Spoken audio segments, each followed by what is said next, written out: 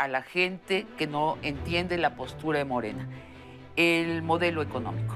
Chávez, Castro, Echeverría, esos nombres. Andrés Manuel dijo es amnistía, no es impunidad.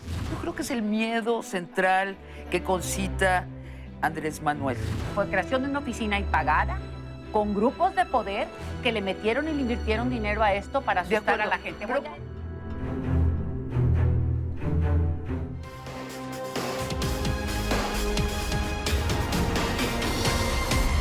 estamos hablando con Tatiana Cloutier sobre los puntos ciegos de Andrés Manuel López Obrador. Esas cosas de las que ha hablado mucho Andrés Manuel López Obrador, que parecen ser cruciales para su proyecto de país, pero cuando le preguntamos los periodistas cómo las haría, a qué se refiere precisamente, hay una dificultad en explicitarlo. Y naturalmente son los mismos puntos que crean confusión en los electores y a veces franco miedo.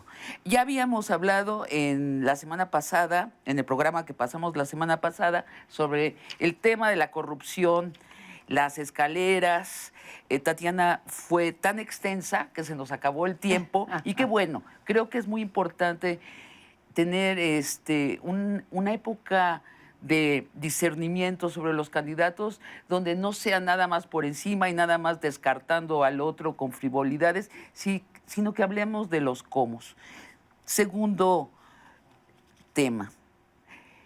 La sociedad civil ha insistido en que se necesita un fiscal anticorrupción no nombrado por el presidente.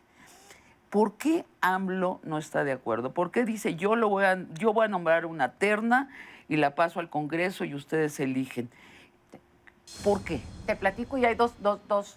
Una cosa es un fiscal autónomo y otra cosa es nombrada por quién. Y si te digo, Andrés ha dicho, yo estoy de acuerdo en un fiscal autónomo.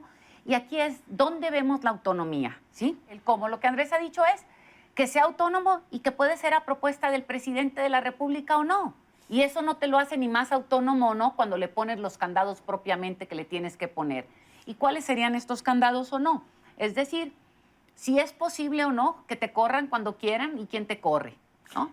Entonces, si nosotros ponemos esta parte en donde decimos, y aquí, si no mal recuerdo, en la parte está el fiscal dice que el mero mero puede correr a la anticorrupción o puede correr al electoral, pues le estás quitando la autonomía a estos dos porque entonces, están atados del otro. Sería uno verdaderamente autónomo, pero la propuesta de aceptar la fiscalía autónoma es sí, y hay una propuesta que puede elegir el presidente de la República, y si no... mandar una terna. Y que le elija propiamente quien le toque elegirla, que es el Congreso. Y si no, dices tú, y si la ley está de otro modo, pues la discutimos y se cumple la ley. El problema es que hemos dejado de confiar en el Senado. Hemos dejado de confiar y entonces queremos crear toda una situación para ver si podemos, como que sí vamos a confiar en estos, pero no en el Senado. ¿Qué tal que nos ponemos a elegir bien desde ahorita a los senadores? Y entonces tenemos posibilidades de hacer que estos nos cumplan y tengan realmente a quien eligen y con una... AMLO ha dicho que le gustaría que tú fueras la fiscal anticorrupción. Eso dijo en su momento. ¿Y te gustaría? Decía, no cumplo con los requisitos, yo no soy abogada, no sé si para bien o para mal, pero no soy abogada. Estudié la licenciatura en lengua inglesa y estudié una maestría en administración pública, no cumplo con el perfil. Andrés Manuel dijo, yo desconfío de la sociedad civil. ¿A qué se refiere? ¿A qué sociedad civil? Te voy a decir, y esta es una crítica y una discusión que hemos tenido, Andrés. Le digo, Andrés, no a las generalizaciones. Yo creo que en la vida no podemos generalizar. Yo no puedo generalizar que todo el mundo que está en X partido es bueno, ni todo el mundo que está en X es malo, ni el que está en la sociedad. No. O sea, las generalizaciones en la vida no funcionan. Pero hay una sociedad civil que desconfía. Y otra vez hay que cuidar porque es bien delicado poder crear vínculos o crear a veces ofensas cuando no es la intención en esto, ¿no?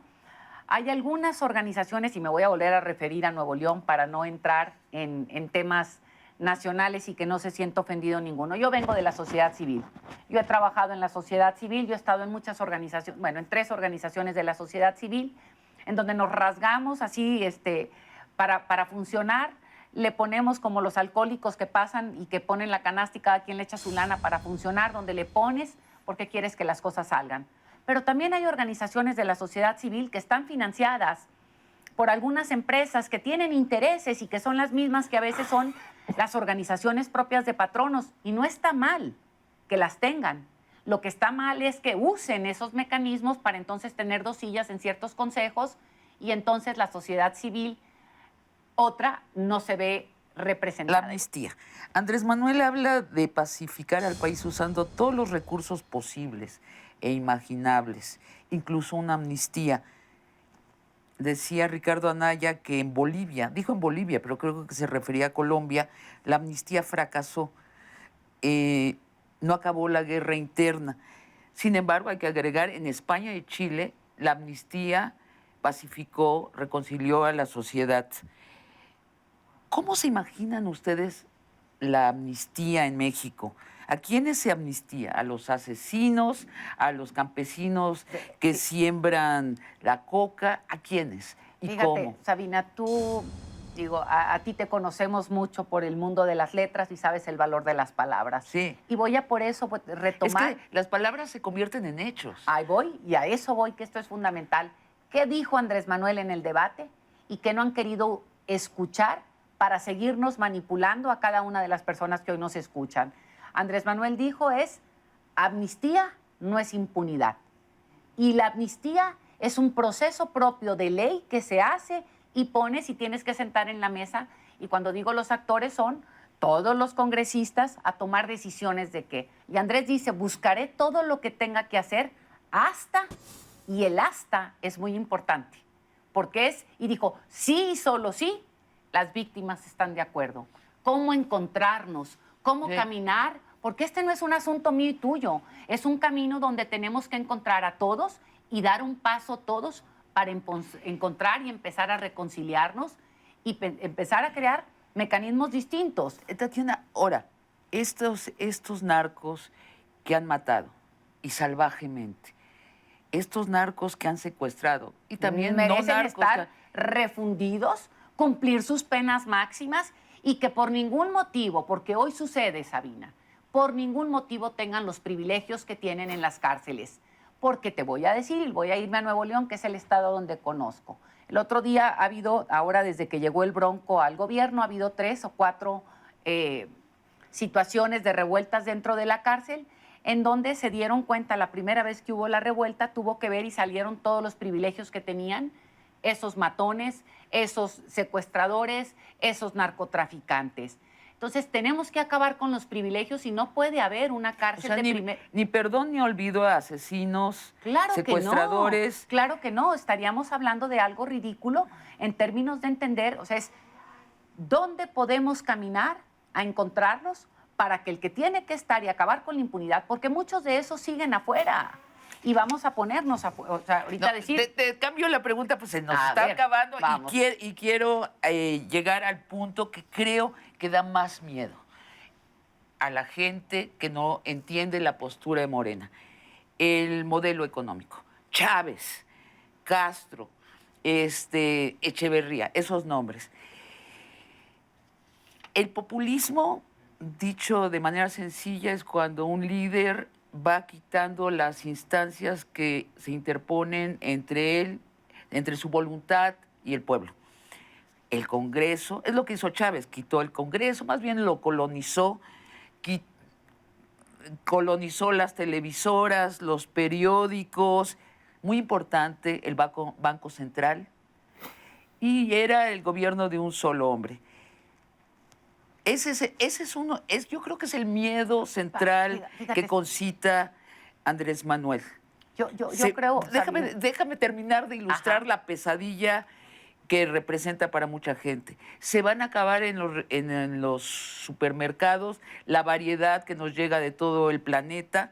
Se van a controlar los precios, se va a controlar el tipo de cambio. Mira, Sabina, yo creo que hay que hacer comparaciones. Primero que nada, si ahorita agarramos a 10 gentes en la calle que dicen eso y les preguntamos, ¿sabes cuánta población tiene Venezuela? No saben. ¿No? Pero te hablan. ¿Por qué? Porque ha habido en el subconsciente y desde el 2006 han estado friegue y friegue con el tema. Ya salió el propio Germán Martínez y ya salió Solá, quien hizo esta campaña, a decir, esta fue creación de una oficina. a decir, fue creación de una oficina impagada con grupos de poder que le metieron y le invirtieron dinero a esto para De asustar a acuerdo. la gente. Pero Voy a ¿cómo esta parte, tenemos voy la acá. certidumbre Ahí voy a esto. de que no sucedería eso? Vamos a esta parte. Primero, este país tiene división de poderes. Este país tiene instituciones que tú tienes claramente el Poder Judicial, el Poder Legislativo y el Poder Ejecutivo. Y cada uno ha ejercido y le ha puesto, ¿cuántas veces le han dicho al presidente no en esto? Y la ley se tiene que detener, o la propia Suprema Corte de Justicia le ha dicho esto no, va de vuelta al Congreso y el Congreso tiene que revisar. Este país tiene división de poderes. Este país tiene la autonomía del Banco Central y es un banco fuerte, es un banco que ha logrado por años ya casi 30 creo que tenemos, 25 a lo mejor o 28, y ha funcionado y le ha puesto inclusive el manotazo al presidente para decir, hasta aquí llegamos con la política monetaria. Voy a un punto más. Vamos a pensar en Venezuela. En Venezuela pensemos quién era Hugo Chávez. Hugo Chávez fue un militar entrenado en los Estados Unidos mientras le sirvió, ¿sí? Y de repente el hombre, no sé, se volvió loco, yo no sé qué, y empezó a abusar de su pueblo y lo que quieras y empezó a hacer. Aquí tenemos división. Andrés Manuel no es un militar. Andrés Manuel ha sido un luchador social que ha recorrido este país y que ya gobernó y mostró cuando gobernó que no es nada de esas situaciones propias, ni usó los poderes fácticos, ni mucho menos para poder entrar a controlar y todo. Ha sido un demócrata. Andrés Manuel ha dicho, inclusive lo repito una y otra vez, su admiración a Juárez, su admiración propiamente a Madero. Madero, el hombre de los que murieron en este país como presidentes para instaurar la democracia. Entonces hay diferencias grandes entre una cosa y la otra. Por otro lado, ¿cuál fue el presidente de este país que se vistió de militar? Fue Felipe Calderón, un panista, que no se les olvide, el mismo panista que dice que Andrés Manuel es el Chávez y que lo dijo en su campaña. Tatiana. Pareciera, déjame nomás terminar porque no quiero que esta se me vaya. O sea, lo que Calderón criticó fue el que se vistió de militar y convirtió a este país en un panteón. O sea, él fue el dictadorcito, él fue el que quiso quitar la voz a Aristegui. Vicente Fox, otro panista, fue el que le quiso quitar la voz y se la quitó a Gutiérrez Vivó.